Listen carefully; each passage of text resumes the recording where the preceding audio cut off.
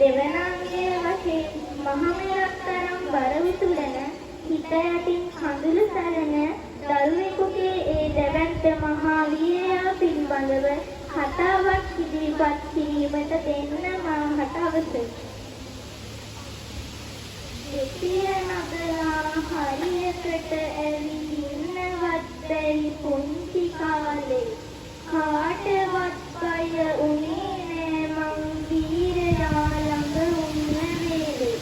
ගරු ස්වාමීන් වහන්සේගෙන්ද ආචාර්ය මණ්ඩලයේ ගුරු මෑණිවරුන්ගෙන්ද ගුරු පියවරුන්ගෙන්ද සහෝදර සහෝදරියන්ගෙන්ද අවසරයි. අද මා මෙතෙන්ට පැමිණියේ අපේ ලෝකයේ වීරයා තාත්තා පිළිබඳ වචන බිඳක් ඔබ හමුවේ තැබීමටයි.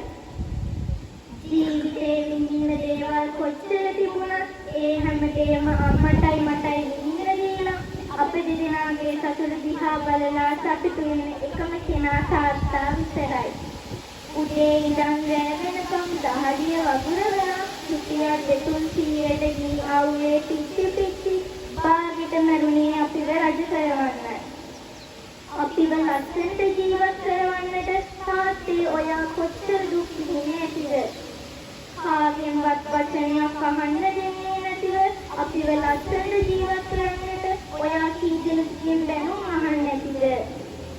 අම්මාලේ කිරි කරලා පොරා අපව හදද්දි අපිව ලොකු මිනිහෙක් කරන්න ඔයා කොච්චර දහඩිය බිමට හලන්නේ නැතිද? අම්මා නැලවිලි කියලා මාව නලවද්දි හොර රහසේ ඇවිදින ආදරේ මූණි බලා මට යනවා දැනුණ තාත්තේ.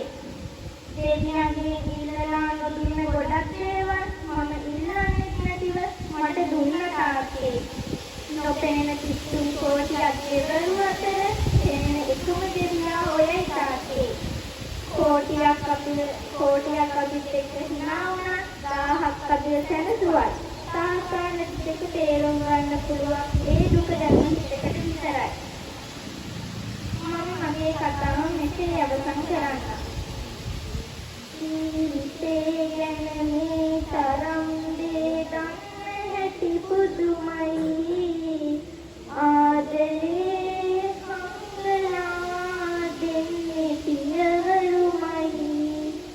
හදවතේ ගැඹුරේ තියෙන්නේ ඔබ කියූ වදනයි.